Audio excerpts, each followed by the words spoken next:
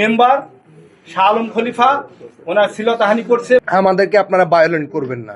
আমরা ভায়োলেন্ট হলে পুরো দেশে অশান্তি সৃষ্টি হয়ে যাবে। আমরা স্বরাষ্ট্রমন্ত্রীকে অনুরোধ জানাচ্ছি, জয়দেবপুর থানায় যে ভিকটিমের যে ঘটনা ঘটেছে, ওই থানার ওসিকে বলতে চাই, অতি দ্রুত যে আসামি তাকে যদি গ্রেপ্তার করা না হয় তবে তার পরিণাম ভয়াবহ হবে। কোনো সশস্ত্র বাহিনীর সদস্যদের উপর বিন্দু মাত্র যদি আঘাত হয়, সেই আঘাতের প্রতিঘাত কিভাবে করতে হয় আমরা সশস্ত্র বাহিনীর সদস্যরা জানি। ওনার বাড়ি জয়দেবপুর থানার পিরোজাল ইউনিয়ন।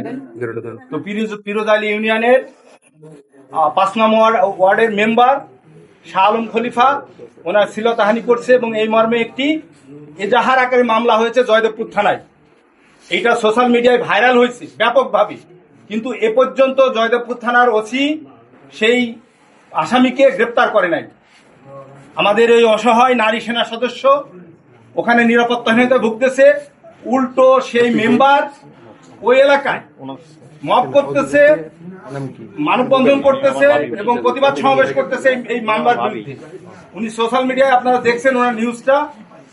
তো এতটুকুই আমরা এখানে প্রেস ক্লাবে আসছি, আমরা দাবি জানাচ্ছি এই জঘন্য এই আসামিকে গ্রেপ্তার করার জন্য। আমরা খুবই মর্মাহত এবং একই সাথে আমরা সম্প্রতি লক্ষ্য করছি যে দেশের বিভিন্ন অঞ্চলে সশস্ত্র বাহিনীর অবসরপ্রাপ্ত এবং সার্ভিং অনেক সেনা সদস্যদের সাথে, বিশেষ করে আমাদের সৈনিক ভাইদের সাথে অনেকে অনেক মিসবিহেভ করা শুরু করেছে।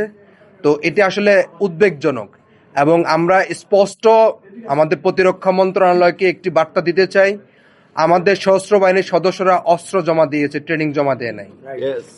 তো কোনো সশস্ত্র বাহিনীর সদস্যদের উপর বিন্দু মাত্র যদি আঘাত হয়, সেই আঘাতের প্রতিঘাত কিভাবে করতে হয় আমরা সশস্ত্র বাহিনীর সদস্যরা জানি। আমাদেরকে আপনারা ভায়োলেন্ট করবেন না। আমরা স্বরাষ্ট্রমন্ত্রীকে অনুরোধ জানাচ্ছি, জয়দেবপুর থানায় যে ভিকটিমের যে ঘটনা ঘটেছে, ওই থানার ওসিকে বলতে চাই, অতি দ্রুত যে আসামি তাকে যদি গ্রেপ্তার করা না হয় তবে তার পরিণাম ভয়াবহ হবে এবং একই সাথে যাতে সুষ্ঠু বিচার হয় সেজন্য স্বরাষ্ট্রমন্ত্রীকে বিনীতভাবে অনুরোধ জানাচ্ছি। কারণ আমরা বিশ্বাস করি আমরা ট্রেন্ড সোলজার, আমরা অস্ত্র চালাতে জানি। আমাদেরকে আপনারা ভায়োলেন্ট করবেন না। আমরা ভায়োলেন্ট হলে পুরো দেশে অশান্তি সৃষ্টি হয়ে যাবে। সেজন্য সবাইকে অনুরোধ করব, পুরো বাংলাদেশে যাতে সশস্ত্র বাহিনীর কোনো সদস্যকে কোনো ধরনের অন্যায় এবং কোনো ধরনের বঞ্চনার শিকার না হয় সেজন্য সবাই সতর্ক থাকবো।